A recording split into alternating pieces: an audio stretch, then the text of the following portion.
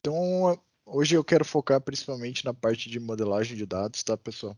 Porque eu classifico três pilares bem importantes aí para um analista de dados, para a parte de análise de dados dentro de um processo ali de desenvolvimento, que é o entendimento, o levantamento de requisito, né? É fundamental você saber ir a fundo nisso.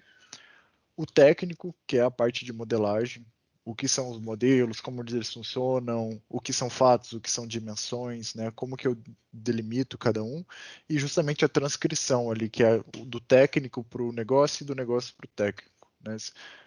E se você faz isso muito bem, você não precisa de ferramenta exclusiva ali para trabalhar, você trabalha com qualquer ferramenta. Então, a ideia é justamente hoje passar o conceito para vocês desses pontos, tá? Então, falando um pouquinho dos modelos de dados hoje, vou abordar o Snowflake, o Star Schema, o Fact Constellation, alguns outros derivados que a gente utiliza em Click, em Power BI, e principalmente o que são tabelas fato e dimensão. Então, falando um pouquinho da história, né? Onde que surgiu principalmente essa questão de modelos de dados no formato que é hoje, né? Então tem o Ralph Kimball, lá em 1900 e bolinha, que 1982, se eu não estou enganado, que ele percebeu que para data warehouses, né? Inclusive ele tem o Data Warehouse University, que é justamente focado para ensinar isso que ele desenvolveu. Ele percebeu que fazia muito mais sentido se a gente separasse a estrutura dos bancos e dos warehouses em tabelas de fatos e tabelas de dimensão. Tá, mas o que são tabelas fato e o que são tabelas de dimensão? O próprio nome já descreve, né? Então, fatos são acontecimentos, são situações, são registros, né? São ações que aconteceram num determinado tempo. Então, né? Uma venda, uma corrida, alguma coisa assim, né? A compra de um produto, a armazenagem de um produto, a gente consegue fazer fatos de qualquer coisa, né? Compra-venda de ações, contratação de pessoas, entrada e saída de pessoas, né? Headcount. Então, isso é uma tabela fato. Essas são as informações que uma fato armazena. E justamente esses acontecimentos, essas ações, né, no espaço de tempo, elas têm características. Então, no momento da venda, quem foi o vendedor, qual o horário da venda, qual o código do produto, a descrição, qual foi o sistema, a localização, etc. Outras descrições que podem acontecer. Então, a dimensão é justamente isso, assim, para a gente caracterizar o acontecimento da fato. E aí, falando desse formato, né, então, antigamente a gente trabalhava com esse modelo Snowflake, é um dos mais comuns, que é justamente a gente tem uma tabela fato no meio, que tem as informações principais, e dela vai surgindo infinitas dimensões, né? Então eu trouxe aqui, desculpa a resolução, o porquê que é um Snowflake, que é justamente isso. Uma dimensão, às vezes, ela vai puxando outras dimensões, porque para aumentar a granularidade, né, para diminuir o nível que está, então, por exemplo, eu tenho gerência, daí embaixo de gerência eu tenho vendedor, embaixo de vendedor eu tenho produto, região, então eles iam criando tabelas e isso ia expandindo o modelo, só que no processamento, na performance, isso era um pouco problemático, porque imagine que tinha que percorrer todo o caminho de chaves e ligações até chegar na ponta lá da informação, e isso era custoso, trazia problemas performáticos, então hoje em dia a gente tenta não trabalhar mais com snowflakes. Acaba que às vezes acontece, a gente tem que fazer uma perninha ali e tudo mais. Não é o ideal, a gente sempre tenta trabalhar, mas acaba que uma hora ou outra às vezes não tem como. E por isso daí surge o que o Ralph Kimball sugeriu, né? Então, uma tabela fato centralizada, onde as dimensões seriam todo o comportamento, né? Toda a descrição das ações, e no meio ficariam centralizadas as informações necessárias apenas para o cálculo de indicadores baseado nessas ações, né, nesses acontecimentos.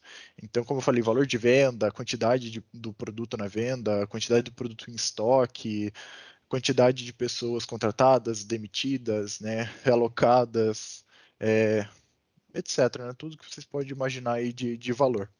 Na Fato também a gente tem as chaves únicas que fazem chave com essas dimensões. Então, o ID de produto, ID de vendedor, de gerência, de infinitos IDs aí, que a gente utiliza como chave para fazer link com essas dimensões. Justamente, por que só tem essas informações também? Porque o ID ele já descreve como um todo a dimensão, né? E aí a dimensão trata de abrir no leque de informações que precisa. Você pode ter uma dimensão que seja única ali, dois campos, né? Então um de ID de identificação e outro com a descrição desse ID. E às vezes pode ser uma dimensão que seja mais abrangente, então tem informações mais detalhadas. Então, por exemplo, até falando da nossa informação de hoje, né? Então a gente está trabalhando com foguetes, já que é a API da SpaceX. A gente vai ter lá altura, diâmetro, peso e outras informações que faz sentido em algumas análises, em outras não, mas a gente consegue abranger tudo isso numa única tabela. Então, assim, a gente limpa o modelo, fica fácil de acessar, o link é direto, é uma chave de 1 para N, então fica bem tranquilo de trabalhar. A gente pode ter dimensões N para N com a Fato, mas isso nem sempre é bom, justamente porque o correto é que a Fato tenha N valores e a dimensão ela tenha 1 para N desses valores. Então, né, a mesma descrição ali sirva para mais de um acontecimento. Quando tem mais de um, pode ser que gere chaves sintéticas ali, gere duplicação de dados, possa criar um produto cartesiano. Então, a gente precisa, às vezes, melhorar a nossa chave ali e tá adicionando mais informações para que ela fique mais completa e tire esses problemas que podem aparecer. Eu vou mostrar para vocês com mais detalhes depois como que a gente faz isso, questão de joins e tudo mais. Alguma dúvida até agora, pessoal? Não? Tranquilo? Tá tranquilo. E aí, falando alguns outros tipos de fatos e dimensões que a gente tem de modelos, né? Um modelo que a gente quase não usa, que é bem pouco falado, é o Fact Constellation, é uma constelação de fatos. Então, como ele funciona? A gente tem tabelas de dimensão espalhadas no sistema e elas fazem o link com as fatos. Então, as fatos não conversam diretamente, então você consegue ter mais de uma fato no modelo, e aí elas têm dimensões em comum e dimensões exclusivas, né? Então, né, essas tabelas aqui da esquerda conversam apenas com essa fato aqui da esquerda, e a mesma coisa com essas da direita, e aqui no meio tem informações em comum. Quais informações podem ser em comum? Data, venda, vendedor, também produto, algumas informações que às vezes contêm em dois ambientes. Por que isso acontece? Por exemplo, a gente pode ter, eu gosto de citar sempre a parte de vendas e estoque ali, porque é algo que fica fácil de a gente entender. Às vezes, no estoque, a gente tem uma linha de dado dizendo qual o produto e a quantidade e o valor de estoque que ele tem, mas para esse mesmo produto a gente tem N linhas de venda. Uma linha, pode ser duas, pode ser 100 linhas de venda para esse produto. E se a gente juntasse essas duas tabelas, imagine que quantas linhas de estoque ia gerar para essas vendas. E isso duplicaria a informação, traria uma informação errada lá na ponta final, que é o BI. Então, como é que a gente separa isso? Daí, uma das formas é a constelação de fatos ali. Justamente, né? Atribuindo só o que for igual e o que for diferente, a gente trabalha de forma separada.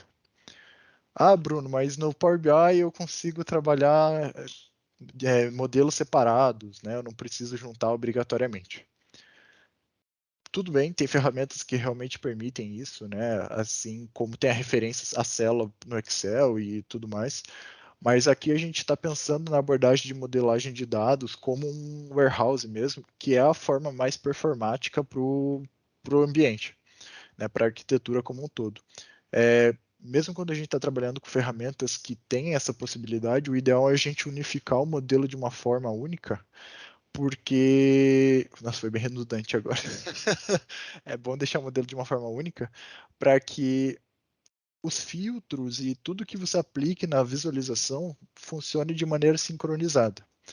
A gente não gosta de ter que filtrar mais de um campo de data, diferentes campos de produto para falar da mesma informação só porque estamos usando fatos diferentes. Então, não é porque eu estou trabalhando com estoque e com vendas que eu não posso filtrar o mesmo produto. Então, é só questão de ajuste na modelagem ali, a forma de trabalhar e isso é um conceito bem importante. Assim, você, quanto mais unificado e mais ajustado seu modelo, mais fácil vai ser de criar a visualização no final.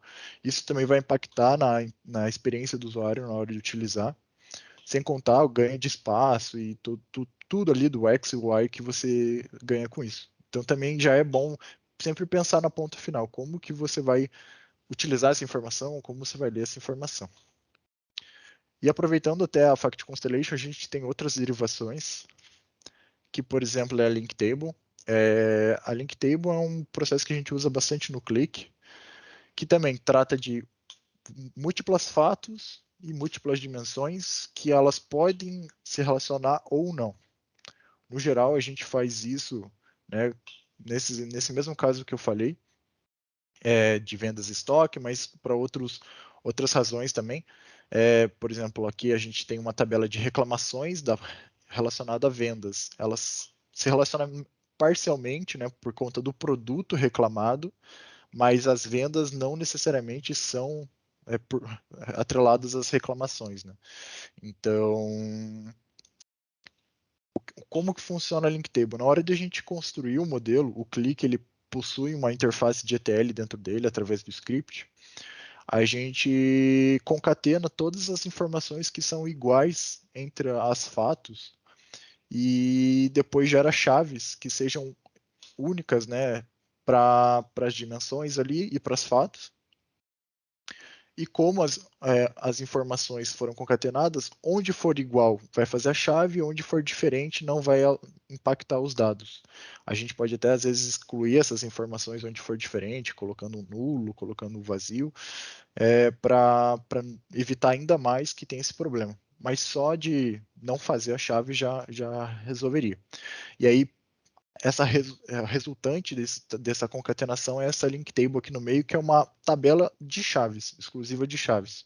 Então pode ver que aqui eu não tenho nenhuma informação, é só realmente chaves, né, códigos de relacionamento ali.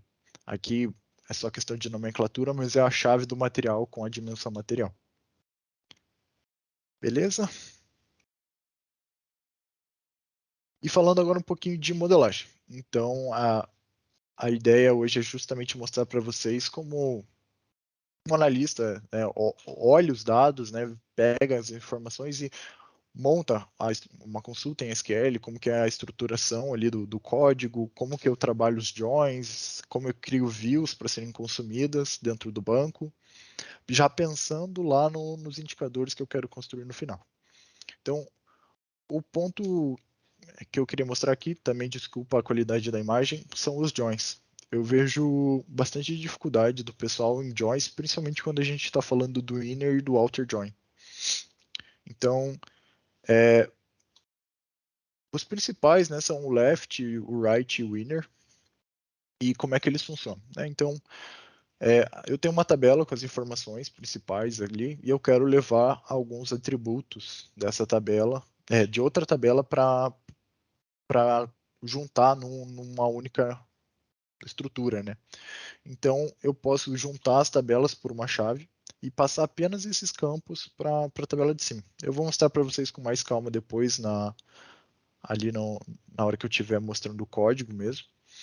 Mas a ideia é essa, assim, levar apenas aquilo onde é igual de uma segunda tabela para a primeira. A mesma coisa acontece do right join, só que a diferença é que em vez de você levar da primeira para a segunda, da segunda para a primeira, você leva da primeira para a segunda. É invertido. É difícil ver quem usa right join hoje nos códigos, assim, porque é um pouco contra-intuitivo, assim, né? como a gente acaba lendo o código de cima para baixo, às vezes fica um pouco confuso a leitura quando você faz um write, porque você tem que entender a tabela de baixo primeiro para fazer em cima. Left exclusive, right exclusive é pouco usado também, mas é quando você quer excluir campos que contenham na tabela. Então, você pode fazer o left join da mesma forma, só que em vez de incluir esses campos, você exclui esses campos. Então, tem outras formas de fazer, não precisa ser necessariamente utilizado. E aí o inner join, que é o terceiro mais utilizado ali, junto com o left e com o right, é quando a gente quer manter apenas a informação onde é o encontro das duas tabelas, né? Ali onde é a intersecção das duas tabelas. Então, né, eu tenho, sei lá, informações de 10 anos na tabela A. Aqui na tabela B eu tenho só 2 anos de dados, então eu quero manter só essa informação, eu faço um inner join ali para trazer a informação. Ou, por exemplo, eu tenho todo o estoque de produtos, mas eu só tenho vendas de 2 produtos, então também eu posso fazer esse inner join ali para ter uma análise mais exclusiva, né? Isso é justamente para funilar mais a tua tabela, para você ter uma análise mais reduzida, né? Talvez às vezes para olhar com maior detalhe, poder aumentar a granularidade, para trabalhar com um grande volume de linhas, de dados, só que com um detalhamento maior do que você está olhando, né? Porque às vezes trabalhar com um histórico muito grande de tempo, de produto junto ao mesmo tempo, pode criar problema de performance, pode atrapalhar a visão, às vezes ficar muito poluído, então é uma das estratégias que a gente pode trabalhar. E ali falando dos outer joins. Então, os outer joins, né, eles temos o inclusivo e o exclusivo, né? Então, o exclusivo é bem raro de ser utilizado. É quando a gente quer trazer tudo que é diferente das duas tabelas. Até hoje, sendo bem sincero, acho que eu usei uma vez em modelagem de dados, que é para excluir realmente tudo, trazer o que for diferente. O que a gente costuma utilizar às vezes é o inclusivo. Então, por exemplo, eu tenho um calendário completo e eu preciso aplicar uma taxa sobre as datas que vem de outra informação, mas eu não tenho um link entre elas, né? Eu não tenho campo de data nessa tabela de taxas, ou eu preciso que em todos os campos apareçam, sei lá, um produto específico. Então, a minha loja ela vende um perfume, só que esse perfume em X dia não apareceu. Então eu queria mostrar no meu BI ou num relatório que esse dia está zerado. Então a gente pode fazer um full join e depois fazer um left com as informações para que esse dia apareça como zero. É algumas estratégias que a gente consegue utilizar, só que tem que tomar muito cuidado. O problema de joins é justamente os produtos cartesianos que eles geram. Aí entra essa questão, principalmente que eu falei das chaves ali. Às vezes, se a gente usa uma chave muito pobre de informação, a gente pode acabar gerando produtos cartesianos ali de linhas, gerar um número absurdo de linhas ali, acabar derrubando o servidor do cliente, né, etc. Né? Então pode causar um problema bem grande ali de performance, então tem que tomar bastante cuidado. E como é que você identifica chaves? É bem importante você estar fazendo testes durante a modelagem, né? Então, verificar a quantidade de linhas, né, a granularidade da tabela A, verificar a granularidade da tabela B, verificar, pegar a amostragem das duas tabelas, verificar as chaves, testar, juntar as duas, fazer uma nova validação. Então, é bem importante vocês se atentarem a esses pontos. Vi que está piscando aqui o Teams. Alguém falou alguma coisa? Não, tô tranquilo, Bruno. Beleza.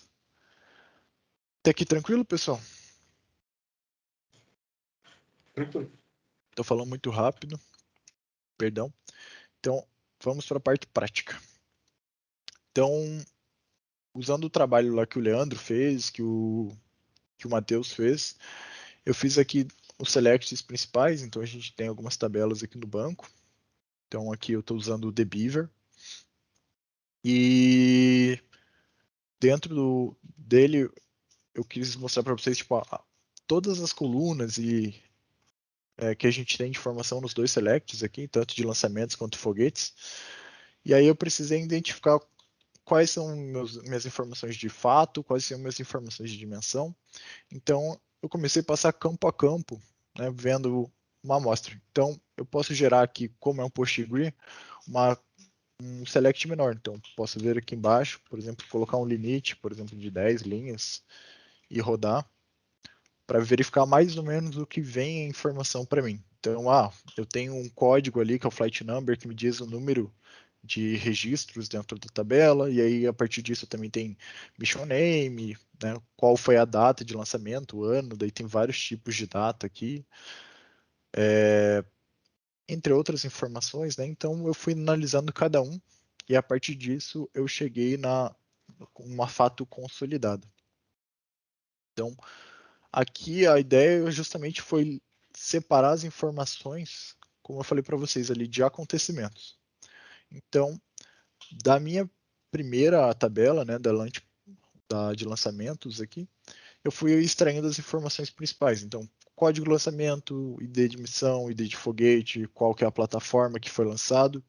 E disso também eu tirei algumas outras informações que podem estar na fato. A gente pode criar dimensões à parte, mas pode estar na fato também, que são algumas flags. Então, como são booleanos aqui, eu preferi deixar eles, passar eles para texto, para ficar mais fácil de usar depois no BI. Mas, por exemplo, eu criei uma flag de sucesso de lançamento, reuso de coifa, tentativa de recuperação, algumas informações que a gente tinha ali que vieram da API, que contam um pouquinho mais sobre a missão, né? Então, por exemplo, quantos lançamentos eu tive e desses quantos tiveram sucesso. Então eu vou poder ver também quanto de valor foi gasto em sucessos e fracassos ali nos lançamentos. A mesma coisa ali, teve a coifa recuperada, mas teve tentativa. Se teve tentativa, por que ela não foi recuperada? Então eu consigo fazer algumas análises bem legais no BI. Vocês vão estar vendo daqui a pouquinho. Então, eu já fui pensando aqui na modelagem, já focando lá no BI.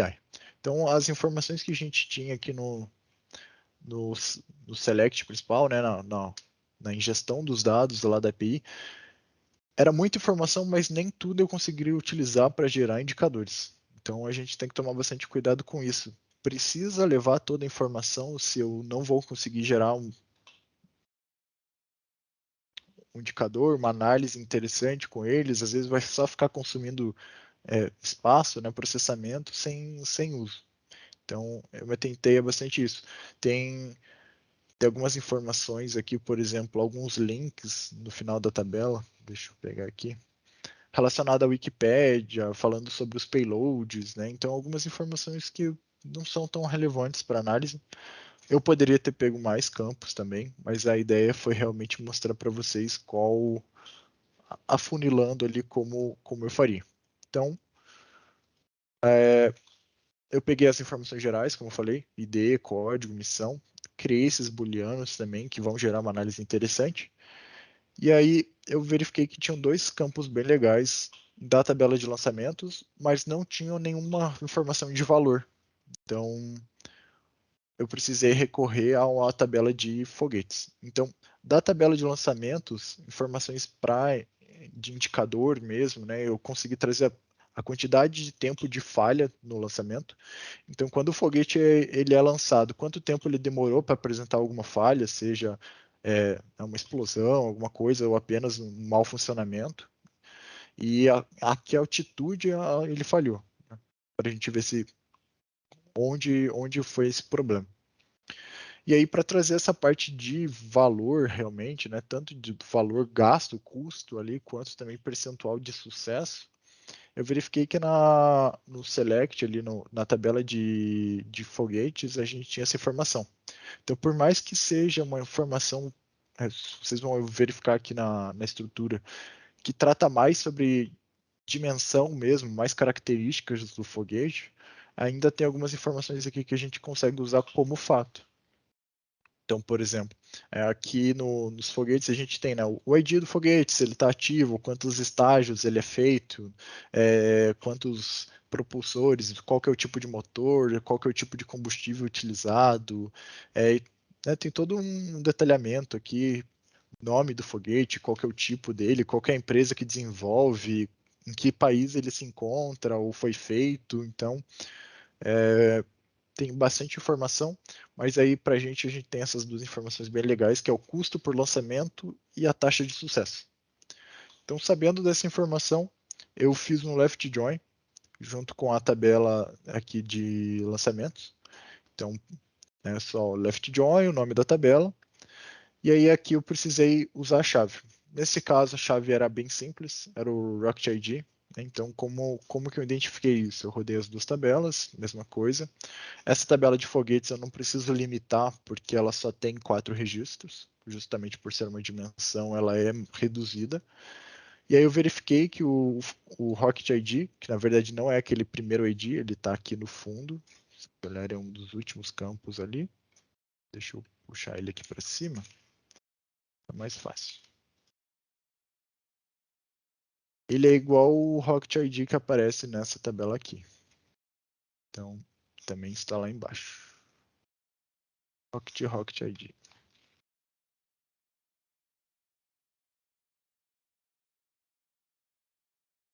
Aqui, ó.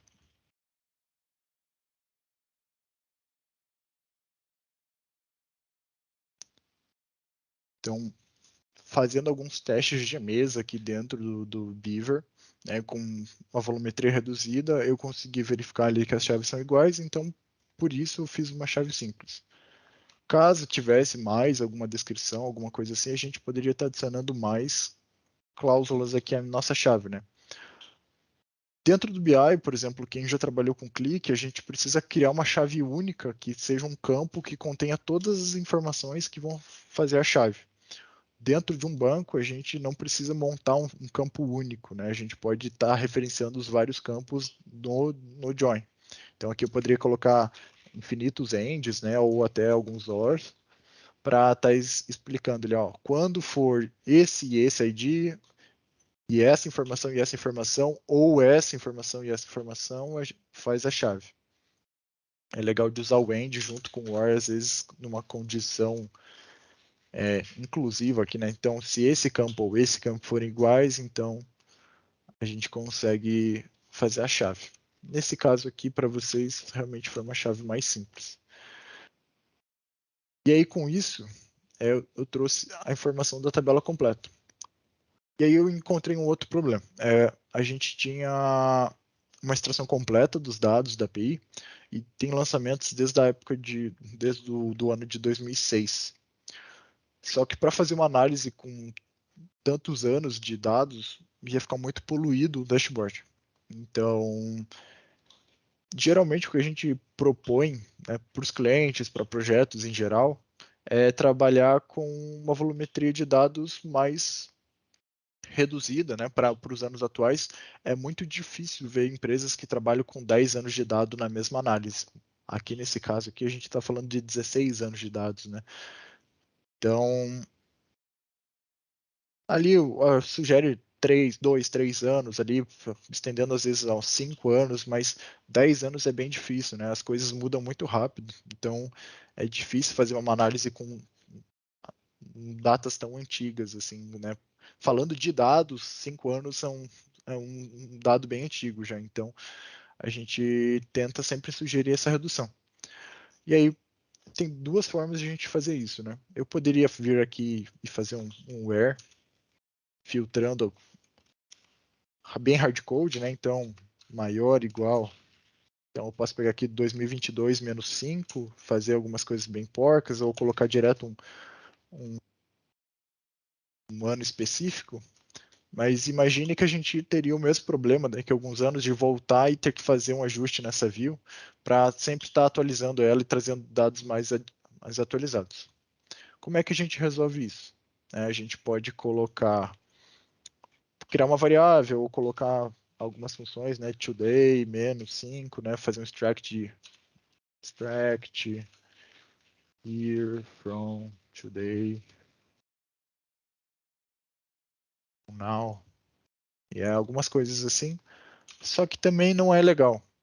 O interessante, por exemplo, é que esse dataset ele não tem dados de 2021 e 2022. A última informação dele é de 2020. Então, se eu fizesse o ano atual menos 5 também seria um hard code, porque eu estaria pegando menos informações do que o dataset tem. Então a ideia é sempre a gente estar trabalhando com campos de data, né, que o próprio dataset nos disponibiliza. Então o que eu fiz aqui, na verdade, foi gerar uma nova consulta, e essa consulta ela limita os últimos 5 registros de ano que tem na própria select de lançamentos. Então, se vocês verem que tem um campo de ano já da tabela, então eu gerei esse outro select aqui, fiz o distinct porque eu não precisava de infinitas linhas com esse campo, né? E aí eu trouxe apenas os 5 maiores registros. Então eu tenho todos os anos ali, os últimos 5 anos de dado, e se caso entre novos anos, isso vai se atualizando automaticamente. Então eu evito ter que ficar fazendo manutenções desnecessárias para atualizar essa informação. E aí aqui a gente usa uma cláusula in, né, que todos os anos que estiverem dentro dessa range ele vai trazer. Então eu reduzi a informação e deixei ela já automática para futuros dados que vão entrar, né? Então podem ver que diminuiu bastante a tabela aqui. Finalizada a query, né? Finalizada a consulta, eu preciso criar uma view para que o Power BI consiga ler. Então a gente utiliza ali o Create or Replace View. Por boas práticas, né? A gente costuma deixar o nome aqui de view, né, iniciando em VW de view, e daí o nome da view, a IS. E aí vocês têm que tomar alguns cuidados. Quando a gente coloca create or replace, né, então toda vez que rodar esse código de novo, ele vai criar ou substituir, né, a view. Só que às vezes na hora de estar construindo o teu modelo ali, as tuas views, a gente acaba alterando campos de ordem ali, fazendo exclusão, inclusão de novos campos, e alguns bancos de dados não entendem isso. Então, o PostgreSQL é um deles. Então, agora eu mudei a data de lançamento aqui com o ID plataforma, e se eu tentar rodar, ele vai dar erro, porque ele não consegue entender que as colunas mudaram de lugar. Então, você tem que tomar bastante cuidado com isso também. Às vezes, dependendo do tipo de informação, você pode simplesmente, né, fazer um drop view e depois fazer um create ou replace novamente. Só que isso também tem outras implicações. Se tiverem outras views baseadas nessa, você não vai conseguir excluir só ela, você vai ter que vir excluindo a cadeia. Então, é extremamente perigoso fazer isso. Então, a ideia é já manter o formato padrão ou depois usar um alter view, alguma coisa assim, para alterar a ordem, alterar o tipo de dado. Então, isso vocês têm que tomar bastante cuidado. Outros pontos importantes na hora da construção das views a gente precisa verificar se o formato dos campos estão todos de maneira correta, né? Então, no select inicial que a gente fez aqui, por mais que existisse vários tipos de campo de data, eles estavam todos como texto ou como número, né? Então, o Unix estava como número, os outros como texto. Também tinha data e hora aqui. Então, o que eu precisei fazer foi tratar para trazer apenas a informação que eu precisava. Então, dentro da criação da minha view, eu separei aqui tudo que vinha antes do campo de tempo aqui dentro da minha data local, para trazer apenas a data. Então, a gente pode ver que tem um T como delimitador aqui, e aí com isso eu consegui trazer apenas a informação de data. Só que, mesmo que eu fizesse esse tratamento, a hora que eu mudasse a minha informação, ela viria como texto também, porque o campo originalmente era um texto. Então, eu precisei forçar uma transformação ali de tipo para forçar o tipo data. Por que isso? Porque se eu tiver o campo já como data, fica mais fácil de eu trabalhar algumas informações. Então, até mesmo depois lá no BI eu já consigo puxar ela de forma que seja uma data e fazer dinamicamente construção de datas hierárquicas, né? Então, por exemplo, o Power BI, quando ele identifica que é uma data, ele já cria todos os campos de ano, mês e dia, por mais que a gente vá fazer um calendário depois. Então, tem algumas coisas que facilitam a nossa análise, inclusive o filtro da própria view. Então, eu recomendo vocês estarem sempre se atentando a isso. Uma outra coisa que eu acho importante na hora de construir uma view, pensando já em boas práticas e manutenção, depois em entendimento, talvez não seja mais você que vai fazer a manutenção dessa view, né? Você pode mudar de empresa ou, né, pode ser uma outra pessoa que vai continuar o seu trabalho depois, né? Às vezes você só desenvolve e a manutenção fica por parte do cliente. Então é importante que você deixe bem claro o que significa cada informação. Eu poderia ter deixado da maneira que veio na ingestão dos dados, né? Então a flight number, mission ID, mas por padrão é legal sempre identificar exatamente o que a gente está falando. Então se é um booleano, pode colocar uma flag ou um bool e daí o nome do que está se tratando. Se é um código, coloca código ou code ponto e aí a descrição. A ID é a mesma coisa. Então pode ver que todas as descrições dos meus campos, elas referenciam exatamente aquilo que está se tratando, né? E as descrições a mesma coisa, todas elas começam com descrição e aí a descrição de fato, né? Então o que ela significa. Os valores, todos com valor e o nome do ao que significa, quantidade, a mesma coisa. Assim, na hora de construir um self-service BI, por exemplo, né? Eu não sou analista de dados, eu não sou desenvolvedor, eu não tenho conhecimento nenhum desse mundo dos dados, mas eu queria começar a aprender Power BI. Então, às vezes a pessoa consome a informação pronta e ela já tem ali, valor é valor, quantidade é quantidade, eu sei trabalhar com isso, sabe? Até por isso que eu fiz essa transformação aqui dos booleanos. É muito mais fácil para a pessoa entender, tipo, flag, tentativa, recuperação de coifa igual a sim ou não, do que 1 e 0. 1 e 0 nem sempre é 1 e 0. A gente pega, para desenvolvedores, teoricamente 1 é sim, 0 é não. Só que às vezes está ao contrário, né? Então é melhor a gente já ter certeza disso, né? Então deixa sim e não é mais assertivo, principalmente pensando no usuário final. Pensando em performance, é melhor trabalhar com números. Principalmente em set análises, no Click, ou no DAX do Power BI, seria muito mais fácil a gente filtrar como número.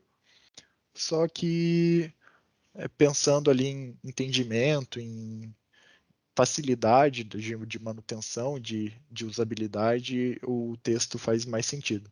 O que você pode fazer é manter os dois campos, deixar um para filtro, para análise, e o outro ali para entendimento. Dependendo do uso, faz sentido. Aí tem que ver se não vai ficar muito poluído, se não vai consumir mais performance. É algo que tem que se atentar bastante, tá?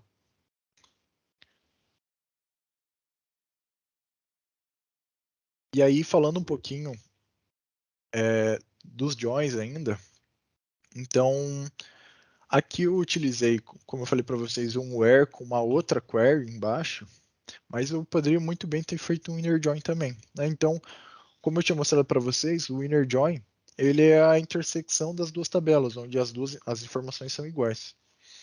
Então, o que eu fiz foi eu mantive a mesma query em cima, mesma consulta, e aqui embaixo eu fiz um inner join pelo mesmo select que eu tinha usado lá no where.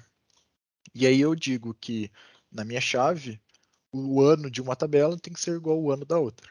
Então, dessa maneira, eu consigo ter o mesmo resultado, né, só muda a forma de escrita ali. É um exemplo bobo, né? É muito mais fácil aplicar um where ali do que um inner join, mas foi só para mostrar para vocês o uso do inner join. A ideia mesmo do inner join é mais para filtrar, às vezes, catálogo de produtos, né, estoque. Então, trabalhar com umas informações reduzidas e que sejam muito difíceis de filtrar, né, para o where utilizando o in, ele é um pouco menos performático do que o inner join quando ele está trabalhando com um volume de muitas informações, né, porque para cada linha de dados que a tua query está rodando, ele vai verificar um por uma daquelas condições, então tem que avaliar bem assim a quantidade de informações que você está trabalhando, tá?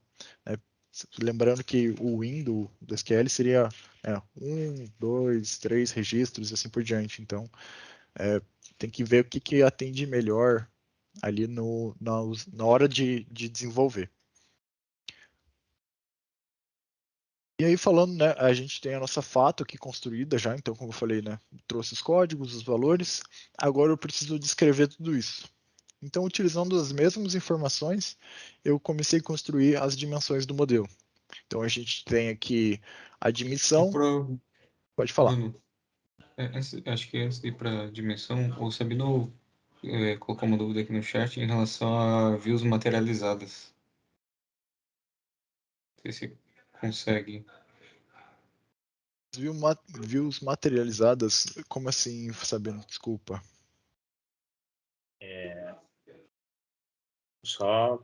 Só para, porque assim, eu entendo, né, que existe a possibilidade de a gente usar views materializadas em determinados casos, Uhum.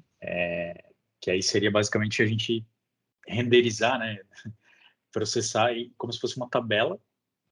Então, quando é feita a consulta, você sacrifica armazenamento para ganhar performance e velocidade na hora de fazer uma query, né?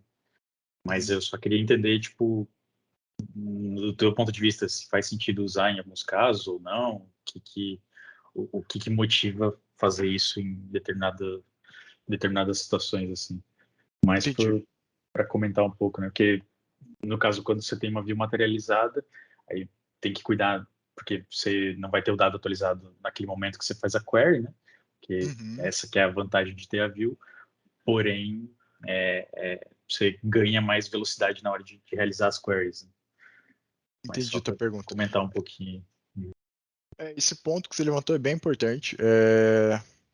Geralmente a gente constrói ali as views para ter a informação atualizada de maneira mais fácil, né? De forma mais simples. Porque ela sempre vai fazer um select na tabela e daí construir a informação antes de passar para o BI. Uma tabela refined ou uma view materializada, ela é uma informação estática que vai depender de atualização, né? Manual ou um job de atualização ali. E aí tem questão de espaço, performance, né? Tem que ver tudo isso. Dependendo do tamanho da view, eu entendo que vale a pena fazer, mas depende muito, assim, caso a caso. A gente tem preferido utilizar mais views normais mesmo do que as materializadas por conta desses pontos ali. Mas eu vejo que depende muito do ambiente do cliente, se ele tem DBAs para ficar fazendo acompanhamento de job e tudo mais, né? Quando a gente faz o ETL todo aqui dentro do banco, a gente está preferindo usar as views. Entendi, legal. Beleza? Não sei se eu respondi a tua pergunta Sim, sim. direito. Respondeu sim. Beleza. Mais alguém tem alguma dúvida, pessoal? Querem falar alguma coisa? Não, Tranquilo? está tranquilo, Bruno. Beleza. Falando das dimensões, né? Então, como eu falei, usando as informações das outras consultas anteriormente, então eu consegui também identificar. Então, por mais que os lançamentos ali tivessem informações de fato, também tinham descrições, né? Então, como eu falei, mission name, rocket name e outras informações. Então, foi legal separar aqui, né, para detalhar as informações que a gente está falando da fato. Então, eu criei uma dimensão de missão aqui. E aí eu me atentei a usar um distinct para não ficar trazendo informações repetidas, né? Tentar criar sempre aquela estrutura de 1 para n da dimensão para fato, né?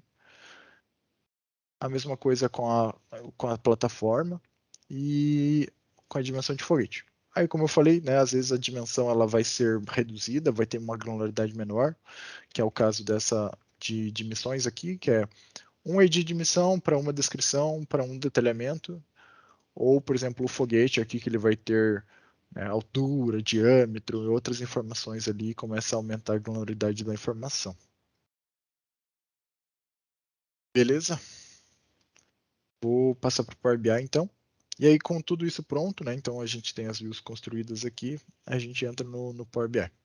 Então, antes de chegar nessa interface bonita aqui, a gente precisa primeiro montar o nosso modelo. Então, modelo Start Schema, como eu tinha falado para vocês, né? Para manter essa relação de performance entre as tabelas de 1 para N. E aí a gente precisa fazer uma consulta. Então, você pode ver aqui em obter dados, mais. Nesse caso, como a gente está usando o PostgRE, vai ter que ser mais, não tem ele direto. Entre o PostgRE aqui na pesquisa, banco de dados PostgRE. Coloca as informações de conexão. E aí provavelmente vai dar um erro. Então, deixa eu até. Eu não ia colocar as informações aqui, mas para mostrar para vocês.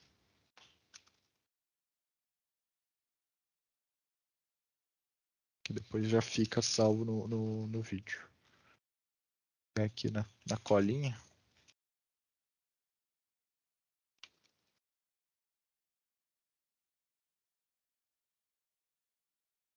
Qual é a diferença das duas opções de conexão, Bruno? Uma é direto com o Azure e uma é para bancos em outras plataformas. Nesse caso, por exemplo, a gente está usando AWS. Não, Daí... eu digo, clica ali em uma das conexões. Aqui? Não, ali onde é que você estava mesmo para conectar Ah, tá, perdão. os dados do banco.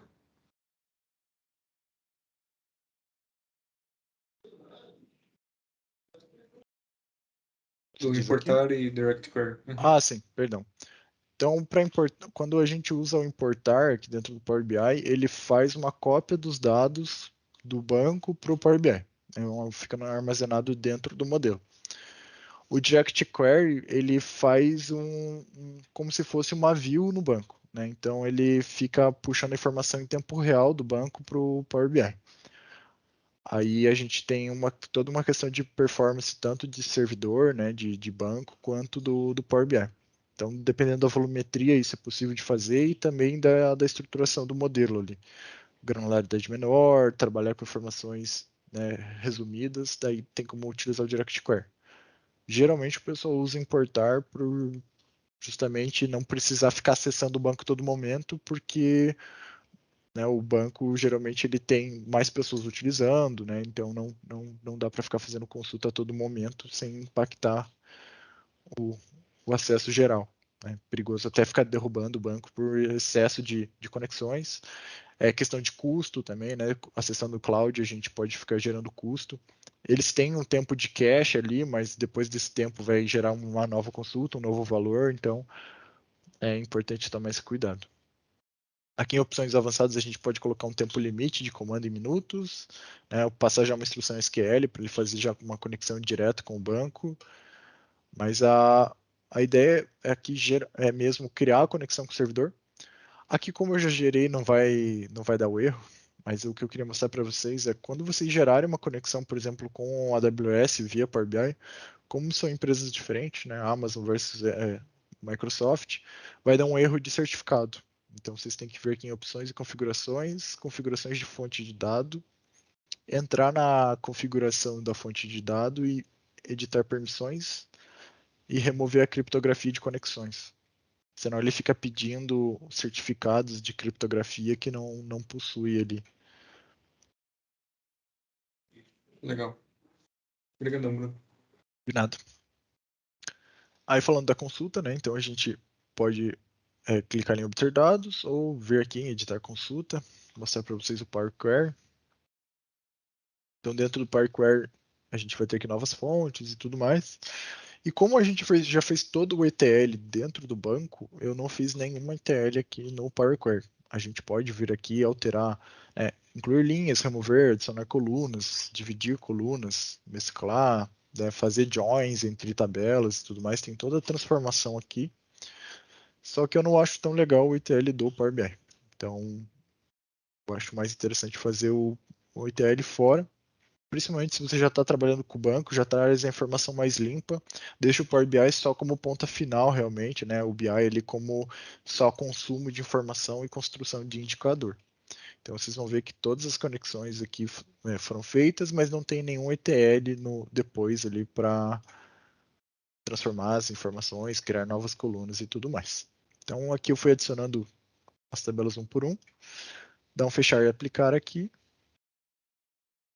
né? E aí ele vai carregar o modelo. Se não carregar, como é o meu caso, porque já estava carregado, só clicar ali em atualizar e ele vai rodar no banco. Aí, aqui é rápido, né? A gente está falando de poucas linhas, mas pode levar um certo tempo, principalmente em questão de quão longe você está ali do host, né? A gente já teve alguns clientes que têm servidor na Alemanha, por exemplo, que leva muito tempo para extrair, então às vezes a gente precisa subir para o próprio Power BI Online para ter uma carga mais rápida do que ficar rodando aqui no desktop. Aí quando você adiciona a tabela, ela vem com um nome, né, que está lá no banco. Então nesse caso viria, por exemplo, view, fato, lançamentos, né? Então aqui a gente pode renomear na direita, clicando na tabela, vindo em propriedades, ou no próprio Power Query também, só por questão de capricho mesmo, deixar tudo bonitinho, identificado ali, fácil de ler. Então, isso é bem legal. Você pode inserir uma descrição, né, deixar bem detalhadinho. Aí, para fazer a conexão com os modelos, às vezes, entre as tabelas do modelo, às vezes o Power BI identifica entre as tabelas. Então, eu vou tirar uma das tabelas aqui só para mostrar para vocês. Então, a de plataforma, eu removi. Eu vou acessar aqui de novo.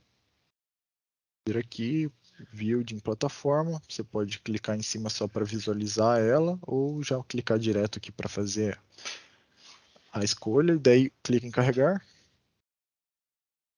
Você vai poder escolher de novo se é importar o Direct Query. Eu vou escolher importar para trazer uma cópia das informações para cá.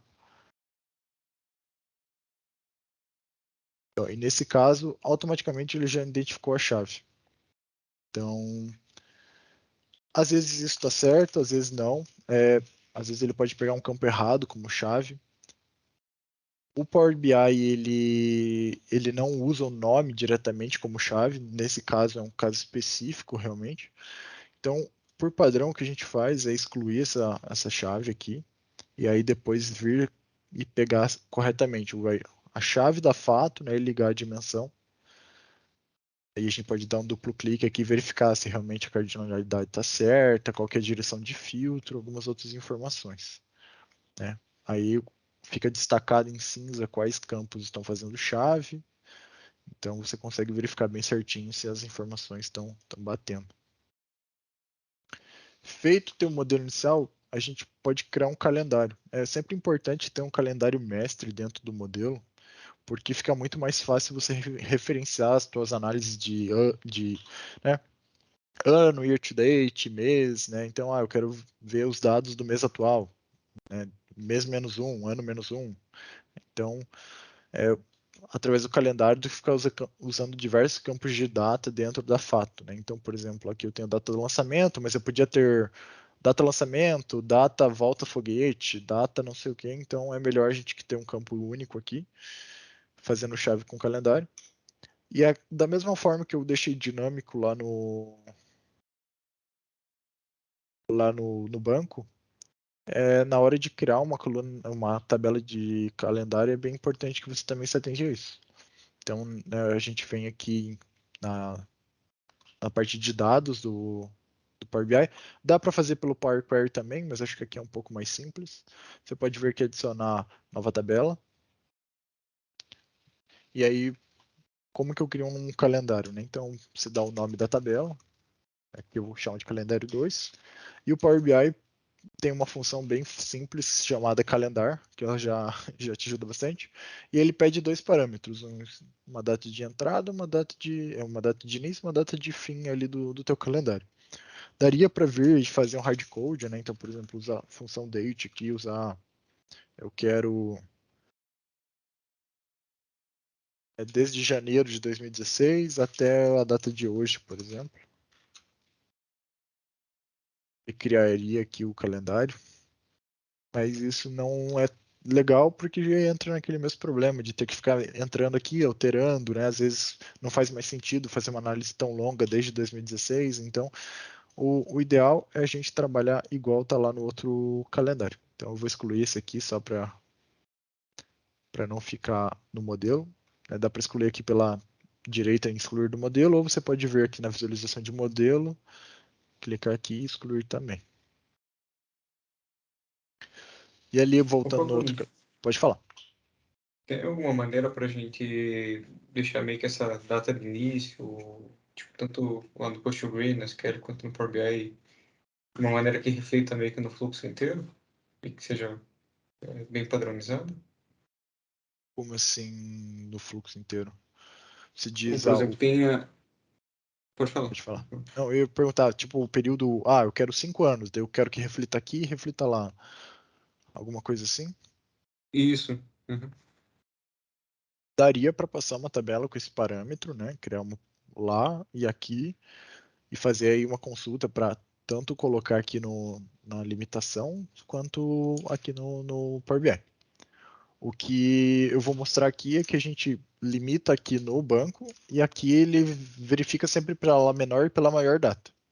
Então a gente consegue Beleza. respeitar o banco sem criar data aqui, né? Então usando a mesma função calendar, só que passando a menor data, né, com a função min aqui, usando a data de lançamento como referência, e o max data de lançamento, a gente consegue chegar no mesmo propósito, né? Então, se lá alterar para 6 anos, para 10 anos, ele vai respeitar aqui também, porque ele vai estar sempre pegando a menor data do sistema e a maior data ali da tabela, né?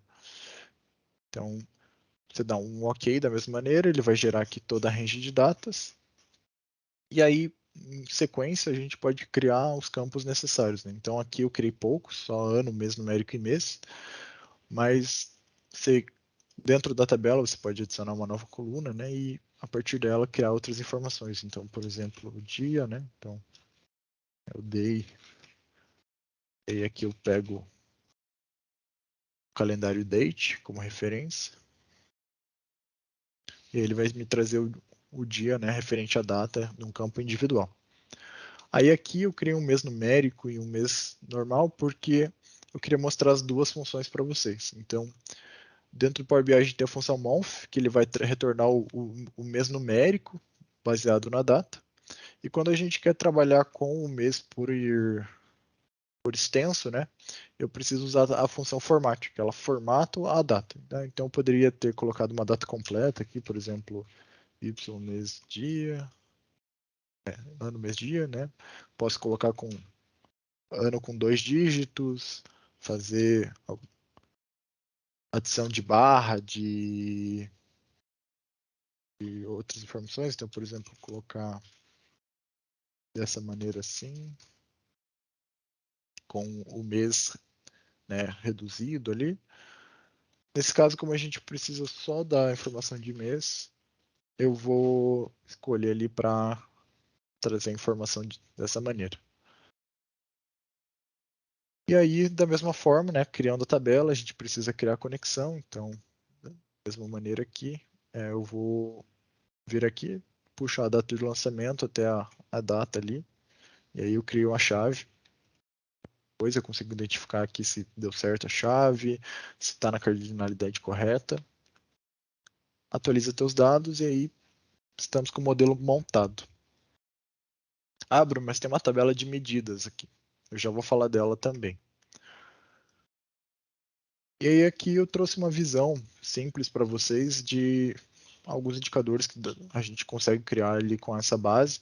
Eu não fui muito a fundo porque realmente eu queria falar mais dessa questão de modelagem e views e banco e tudo mais. Algumas coisas bem legais do Power BI em si.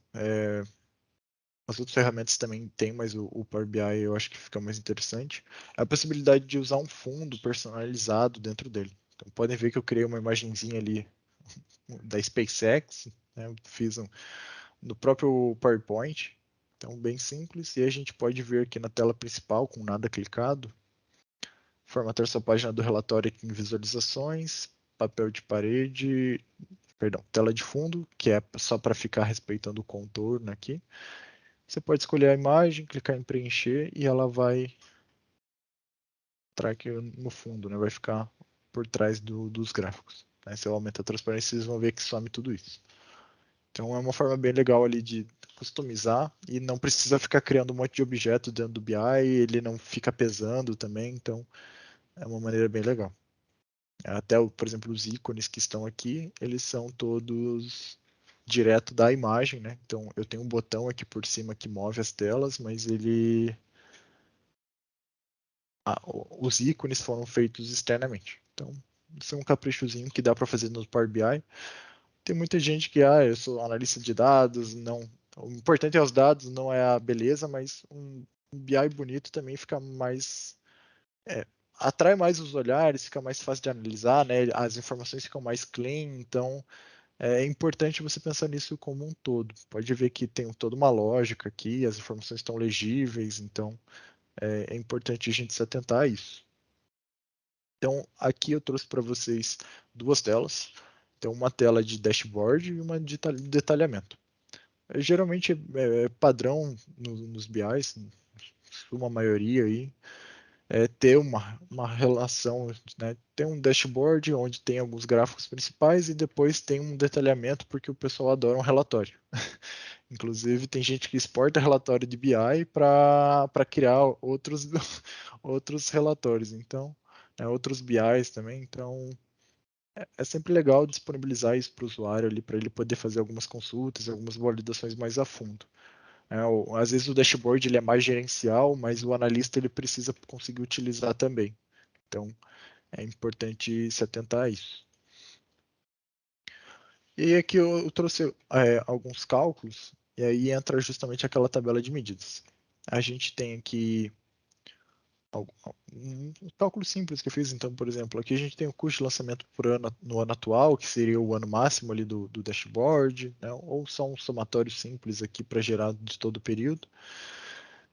Então, eu gerei alguns gráficos de linha para mostrar como foi a evolução do custo de lançamento por ano. Então, a gente pode até verificar que, como é interessante, como caiu o custo de lançamento entre 18 e 19 e depois subiu novamente para 2020. Só que, olhando aqui as quantidades, a gente vê que faz bastante sentido, né? Então, a gente começa já a criar relações entre os dados, isso é bem interessante.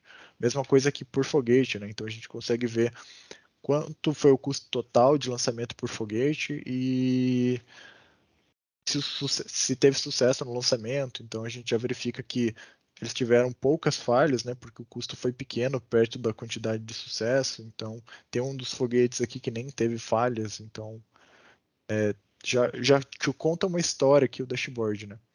E é bem importante se atentar que quando a gente está olhando o dashboard, a gente tem que traçar uma fronteira visual, né? A gente separa em quadrantes, né? Então, uma cruz aqui no meio. O espaço mais importante do dashboard sempre está aqui na esquerda, né? Esquerda superior. Então, aqui são as informações mais relevantes. Então, aqui a gente vai colocar KPIs, vai colocar um gráfico que você quer que tenha destaque, algumas informações, por exemplo, como alguns filtros que daí você quer que a pessoa realmente utilize. Né? Então, aqui pode ver que eu trouxe justamente essa análise. Eu quero ver dados só de 2020. Então, a pessoa já filtra ali, ela já vai ver o custo do ano atual, já vai ver aqui o gráfico de linha, como os foguetes se comportaram. Então, isso está bem claro. Por que isso? Porque no Ocidente, né, a gente lê da esquerda para a direita, então esse é sempre o quadrante mais importante. Talvez no Oriente seja o contrário, né, mas como regra geral a gente usa sempre da esquerda para a direita. Aí o segundo quadrante mais importante está aqui na direita superior, então esse espaço aqui em cima. Ele também vai trazer as informações mais importantes, talvez não tão importante quanto esses KPIs da esquerda. Então, aqui que a gente vai trazer geralmente custo, relação, ano atual versus ano anterior, as informações de mais impacto, e aqui para o lado a gente pode trazer algumas informações não tão relevantes, por exemplo, quantidade de foguetes ativos, né? Não me diz tanta informação, mas é uma informação legal de ter ali, ou né, às vezes pode ser um comparativo que não tenha tanta importância. Talvez, por exemplo, o custo de lançamento seja mais interessante que a quantidade, porque a gente pode ver que,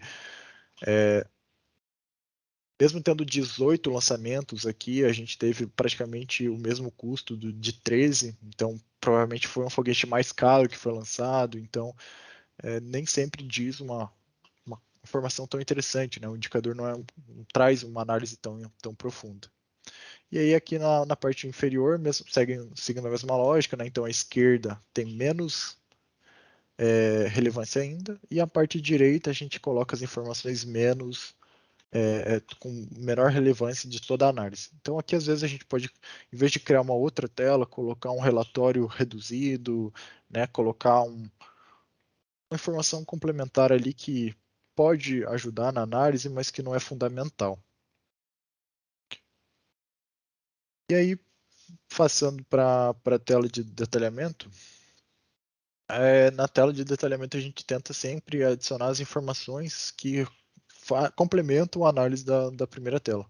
Então é importante sempre se atentar, né, se todas as informações que estão sendo utilizadas estão aqui, né? Óbvio que o cliente às vezes vai pedir mais, vai pedir menos, né? Às vezes o projeto necessita de mais informações, mas a regra geral é que a gente tente sempre manter essa análise coerente, né? Conte uma história. Então aqui tem todas as informações do dashboard e aqui tem um relatório geral que vai te contar um pouco mais a fundo o que está acontecendo ali, né? Então aqui, por exemplo, eu trouxe a questão das missões, data de lançamento, daí quantidade de estágios, algumas informações. Tem toda a explicação da missão aqui, qual é a plataforma de lançamento, a descrição dela, se foi um sucesso ou não. Aqui tem a descrição de falha, então, por exemplo, se eu filtrar aqui, a gente consegue ver por que houve falha. Então, né, explica certinho o que aconteceu, se teve explosão. E aí um custo também, que vai gerar o custo total de lançamentos, que faz diretamente relação com o custo que tem na primeira tela. Saindo um pouquinho da parte de análise, mas falando realmente de como construir o dashboard. Então, a parte de medidas aqui, a gente cria uma medida. Então, vocês podem clicar em qualquer uma das tabelas aqui. Eu vou começar com a fato. Nova medida, aqui em cima na ferramentas de tabela, e vai criar esse campinho. Então, você precisa colocar o nome de uma medida. Nesse caso aqui, eu vou colocar, por exemplo, custo total lançamentos.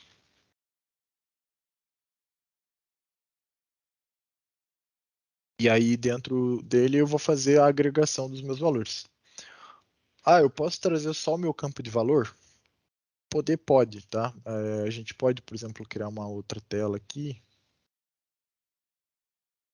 de criar essa medida.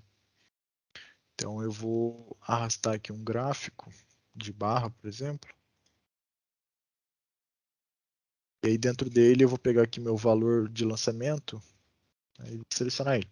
Ele vai criar um gráfico, pode ver que ele está agregando automaticamente aqui como soma, mas não é tão legal. É o entendimento do Power BI de qual o tipo de agregação que você quer para os seus dados. Mas às vezes você não quer fazer uma soma, você quer fazer uma média, você quer fazer uma agregação, você quer fazer uma contagem, você quer fazer algum outro tipo, um desvio, né, uma variação. Então, todas as opções que tem aqui, daí você vai ter que entrar toda vez no teu gráfico e alterar aqui. Então, já é legal ter as medidas ali formadas até para facilitar depois a construção, né? Você só arrasta as informações, né? Então, eu poderia muito bem vir aqui e já colocar, né, o custo de lançamento que eu tinha desenvolvido antes. Eu já sei que é uma soma, né? Já está certo ali. Não vai ter perigo de perder essa agregação própria do Power BI ali. E se você estiver usando outra ferramenta de análise de dados, é a mesma questão, né? Às vezes ela não vai ter esse tipo de agregação automática. E também pode acontecer alguns erros. O Power BI acontece bastante, por exemplo, se vocês olharem aqui o campo de ano, como ele é um numérico, ele está aparecendo aqui que ele é uma informação de tabela que pode ser somada. Por isso que tem o símbolozinho E. Então, a hora que eu adiciono, ele soma os anos também. Então, se a gente ver aqui, ó, ele está como uma soma. Só que eu não quero que isso aconteça. Então, por exemplo, se eu vier aqui e colocar ele como eixo X, dentro de uma tabela, melhor, deixa eu colocar o lançamento, colocar o ano de novo. Ó, então ele somou todos os anos aqui do Dash. Então, a gente pode vir aqui e colocar como não resumir, e aí ele vai trazer a informação como dimensão mesmo. Então, alguns cuidados ali que tem que ter. O ideal é sempre trabalhar com as medidas. Então, para criar essa tabela de medidas, primeiro a gente tem que criar uma dimensão, uma medida dentro de uma das fatos existentes. Então, como eu estava mostrando para vocês, a gente pode vir aqui em nova medida, cria uma medida, então vou colocar aqui custo total lançamentos. Aí você pode deixar tudo minúsculo, maiúsculo. Eu tenho toque para deixar todas as letras capitalizadas, então coloquei o nome e aí eu faço a agregação. Tanto faz pular linha ou fazer na mesma linha.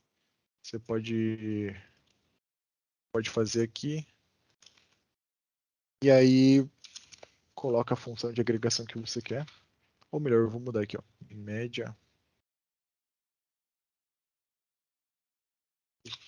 Médio lançamento. Eu aqui eu vou fazer um average. Aí aqui dentro eu posso colocar o valor dos lançamentos. Só dá um confirmar. Vai gerar aqui o campo custo médio de lançamentos. Só que ele está na nossa tabela de fato, que não deveria ter uma medida dentro. Pode ter, pode, mas fica difícil. Imagine que às vezes você tem uma fato com 60 campos, 80 campos. Eu estou exagerando, mas pode acontecer. E depois você vai ter que olhar o que é de fato dimensão, o que é dimensão, coluna, né? O que é medida. Por mais que o Power BI te diga que é uma medida com essa calculadora, é mais legal você ter tudo separado aqui numa tabela de medidas. Então, o que você pode fazer é vir aqui no modelo, vir em página inicial, nova tabela. Você pode colocar o nome da tabela aqui como medidas, vou colocar como medidas 2, dá um OK aqui, e ele vai criar essa nova tabela. Você pode vir aqui também, adicionar novas tabelas, ou aqui no próprio Dash, você vem aqui em modelagem, nova tabela. Então tem algumas formas de fazer. E aí dentro dessa tabela você vem aqui na tua medida, vem aqui na parte de ferramentas de medida, lá em cima vai ter qual tabela ela pertence. E aí você pode arrastar para a tua tabela. Aqui não foi para o nome de medidas, mas a gente pode alterar já. E aí, para ela se transformar numa tabela de medida, você tem que excluir essa primeira coluna que aparece nela. Então, você clica aqui na primeira coluna. Cadê? O que não está aparecendo? Calma aí, gente. Essa tabela aqui.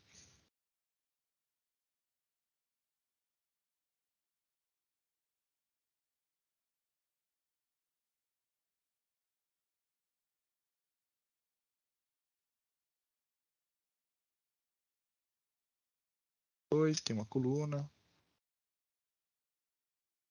Você criar uma nova medida. Eu vou passar uma dessas medidas já existentes ali para ela. Aí a gente pode mover ela para medidas 2. E aí você vem aqui e exclui a coluna. Tá indo essa coluna. Vou ver aqui no modelo.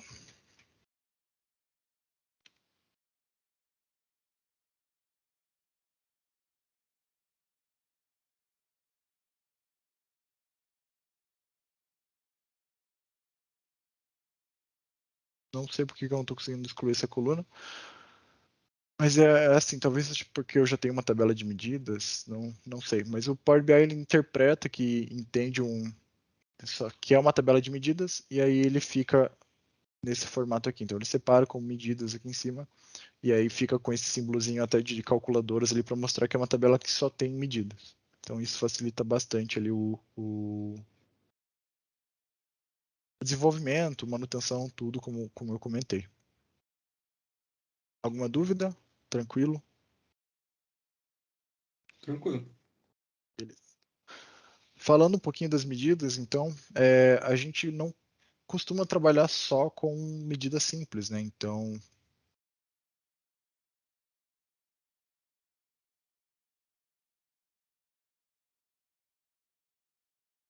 fechar aqui e abrir de novo, que eu escolhi uma medida que não podia.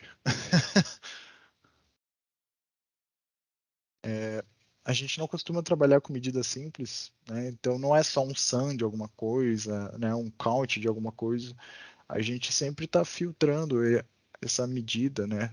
De alguma forma. Então, como eu mostrei para vocês nessa análise aqui, então eu gostei de trazer, né, o ano atual sempre aqui filtrado para mostrar como está a evolução do ano. Então, né, a pessoa vai entrar aqui em janeiro, vai ter X custo de lançamento, e aí quando ela acessar nos outros meses, esse valor vai sempre aumentando ali junto com a quantidade de lançamentos. Então, como é que a gente faz isso? Tá? Então, mostrando aqui dentro do custo de lançamento, eu posso fazer de duas maneiras, tá? Eu posso criar esse cálculo geral, né, custo de lançamentos, que é só o sum do meu campo. E aí eu posso vir aqui em custo de lançamentos ano atual. Então eu vou gerar uma variável. Essa variável ela vai seguir o mesmo princípio que a gente já aplicou no banco e no modelo lá no calendário. Então vai sempre referenciar meu ano máximo.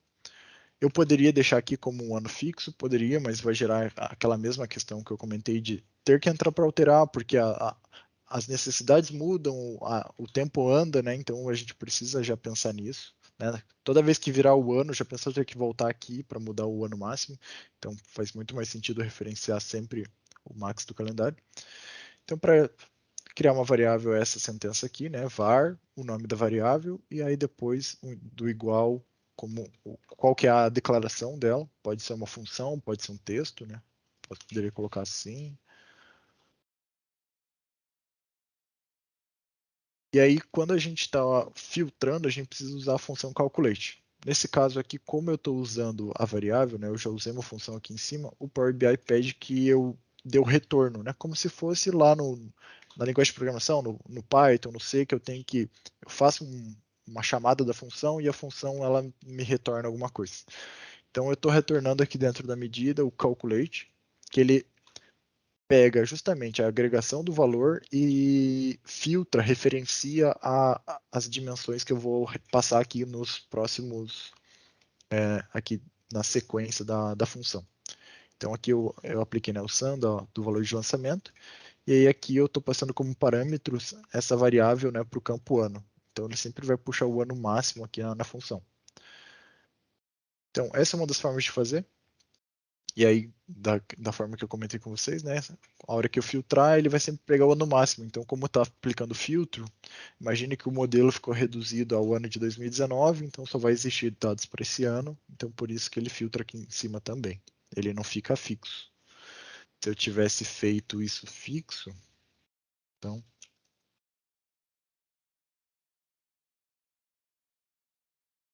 faria aqui essa alteração.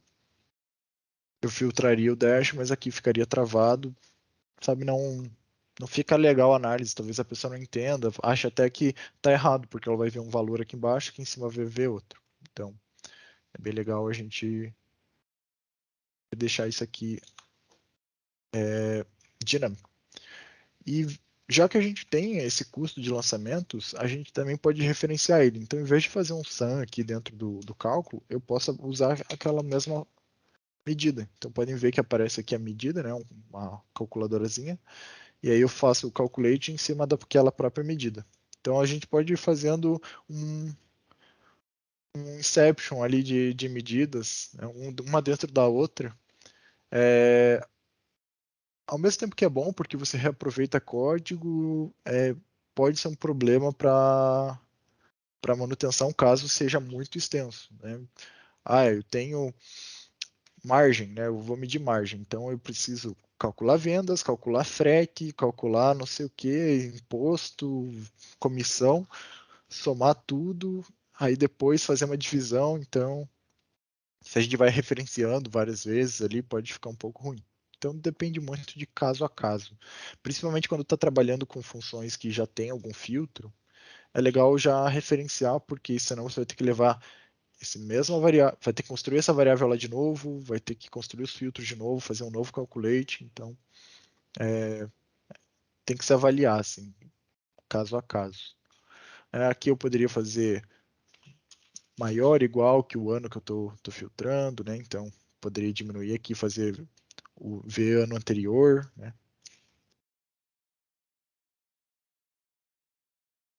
Max, por exemplo, -1.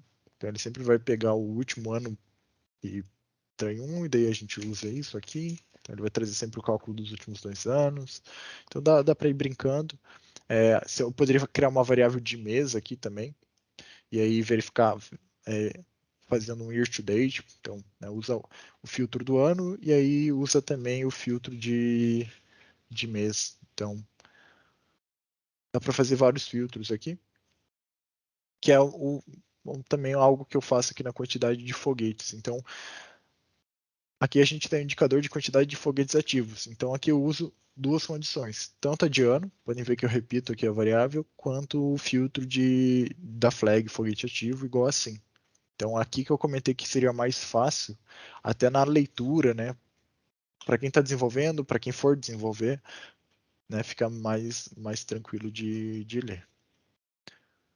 Aí daí criando todas as medidas, você vai criando elas aqui dentro dessa tabela, aí é só questão de arrastar para dentro do Dash. Então, você pode já clicar na medida, ela já vai criar um gráfico específico, ou a gente pode criar um gráfico aqui, né, do formato que você quiser, de gráfico, de linha, de barra, combinado, de pizza, clusterizado, árvore, termômetro, né, indicador termômetro, então, e aí com o gráfico aqui dentro da tela, a gente pode escolher daí as medidas, as dimensões, então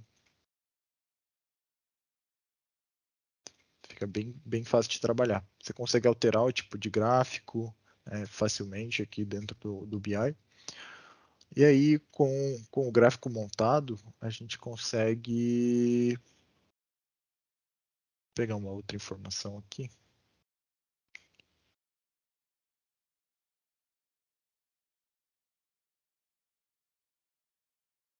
Então,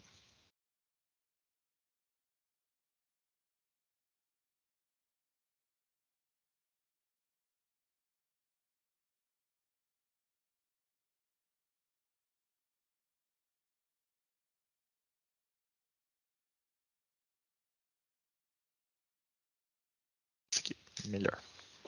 A gente pode customizar o gráfico de diferentes formas. Então, dá para colocar algumas dicas de ferramenta aqui, que é a hora que a pessoa vai passar em cima o mouse, ela vai conseguir ver, né? Seria o tooltip. Aqui tem alguns ajustes de configuração de gráfico mesmo, então onde vai ficar a legenda? Eu quero a legenda inferior central, então vai alterar ali.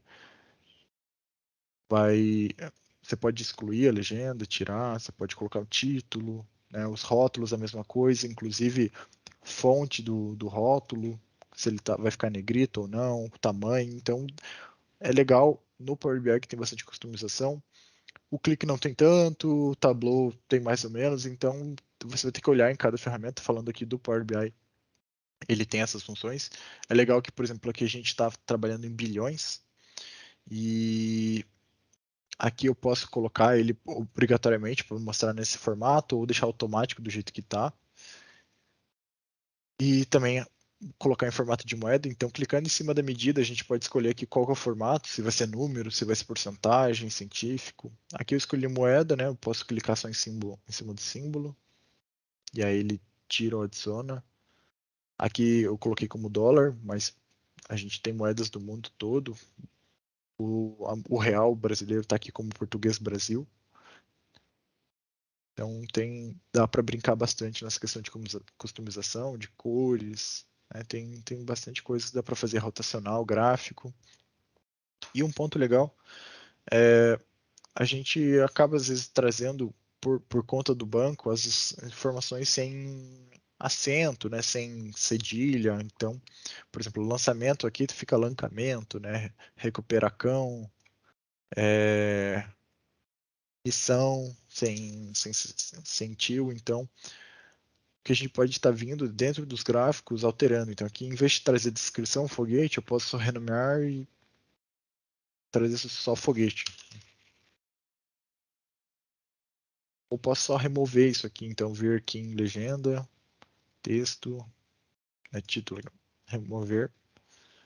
Aí no texto eu posso aumentar um pouquinho, então fica bem dinâmico assim, que é algo que eu fiz aqui então nas primeiras telas. Você pode ver que sucesso ao lançamento, na verdade, se chama flag sucesso ao lançamento.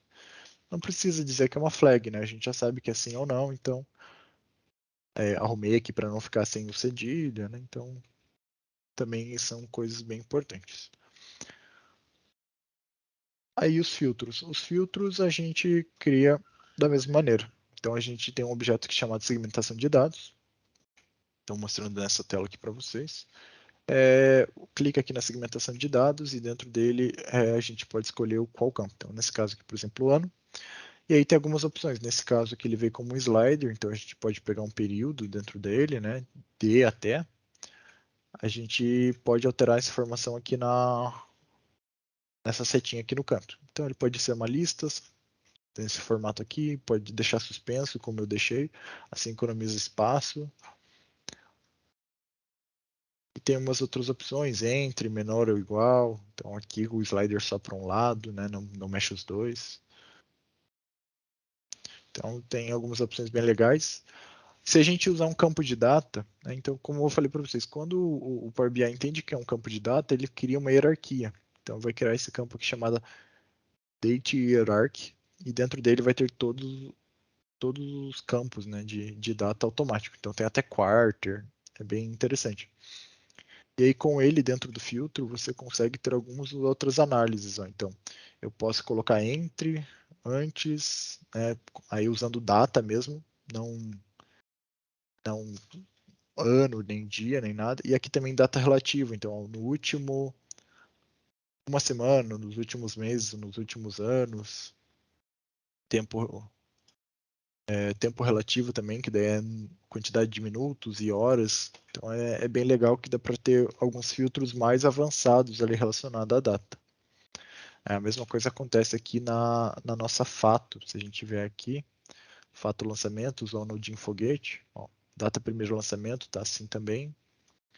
E a data do lançamento aqui não tá. O Power BI não interpretou isso aqui como uma data. Então a gente precisaria formatar isso ou no Power Query ou lá no banco. Como a gente já estava tratando lá, é melhor corrigir lá.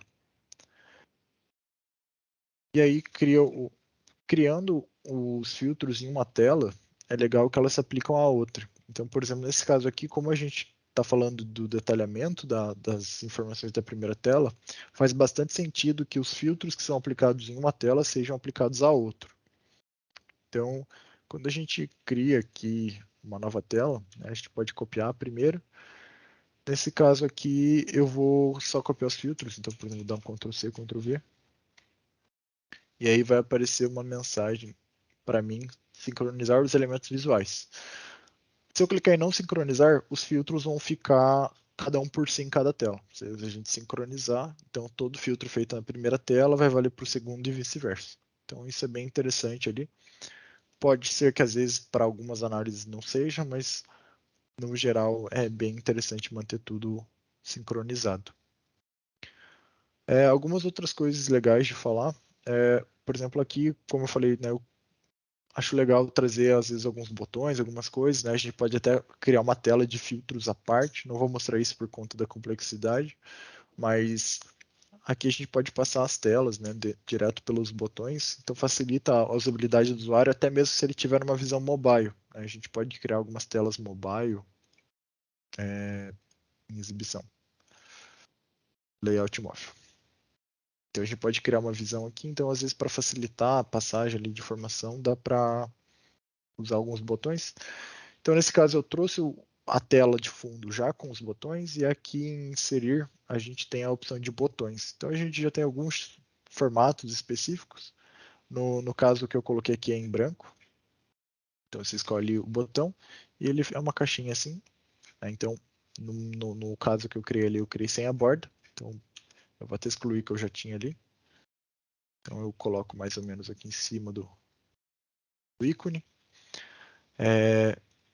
Eu vou vir aqui em efeitos.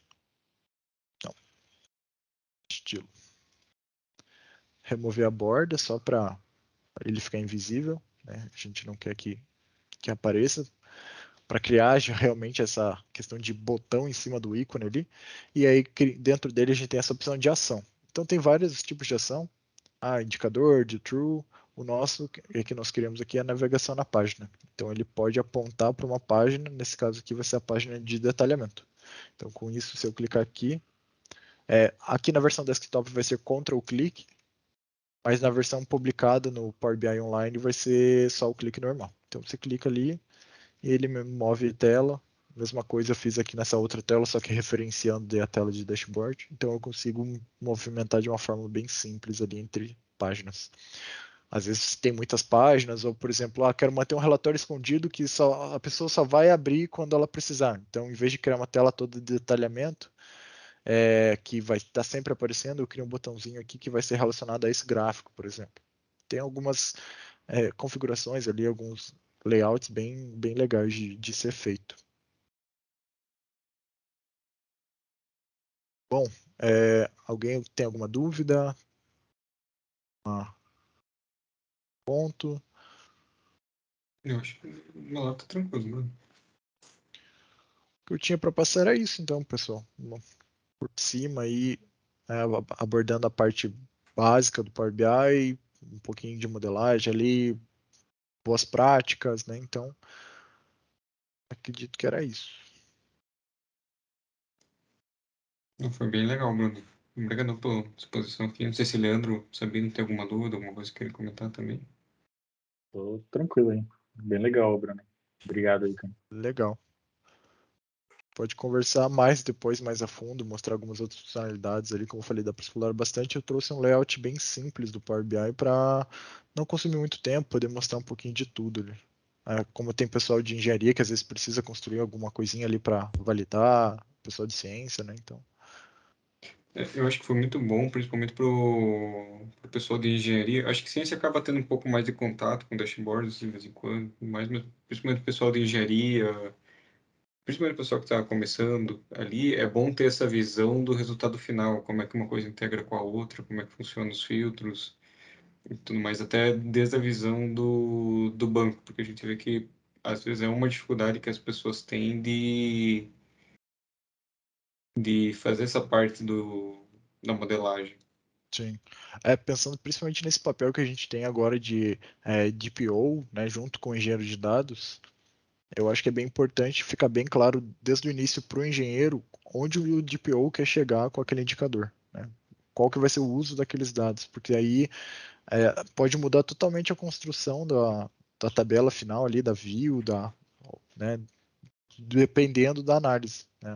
A Trusted, a Refined, a Gold, né, pode ser totalmente diferente ali, dependendo de onde quer chegar. Isso, e é uma dificuldade que a gente está vendo com o pessoal que principalmente está fazendo migração de carreira, está vindo da área administrativa, vindo de outras Uhum. áreas. O pessoal até consegue ir bem na construção do dashboard, layout, até entendimento de regra de negócio, só que na parte de modelagem em si, acaba tendo um pouco mais de dificuldade. Então é legal que dá essa visão do todo ali. E eu também quis falar bastante ali um pouquinho dos tipos de modelo e também relacionado à ferramenta de BI, porque como tem muita gente começando pelo Power BI, eles querem sempre separar as tabelas, os fatos ali, e daí modelos separados não performam da melhor forma, né? Pode ver que tá tudo único ali, tudo rodando como um relógio só, né? Tudo uma engrenagem só. Quando separa, daí começa bagunçar as coisas, mal gerenciar, então Eu acho que vejo que isso o é bem pessoal importante. de Tableau faz bastante isso também. Cada Sim. tela, cada coisa é uma coisa completamente separada uma da outra, sabe? Então, O Tableau é até um pouquinho diferente, né? Porque ele é um pouco mais isolado mesmo as coisas, só que tem como unificar.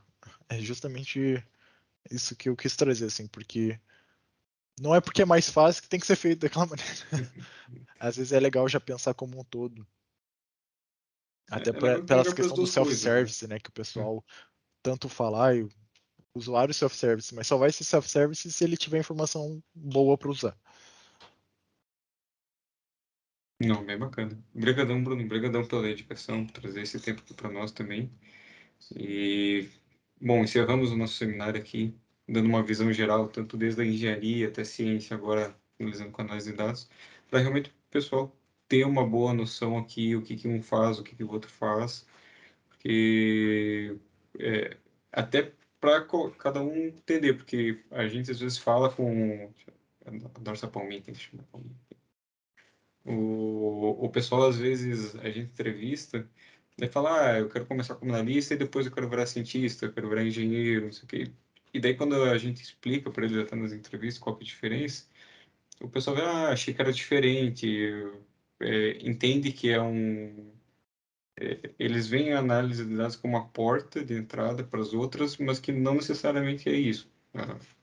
Então, é bem bacana. Eu acho que esses seminários, desde a engenharia até agora, vai ajudar bastante o pessoal a ter clareza desses papéis.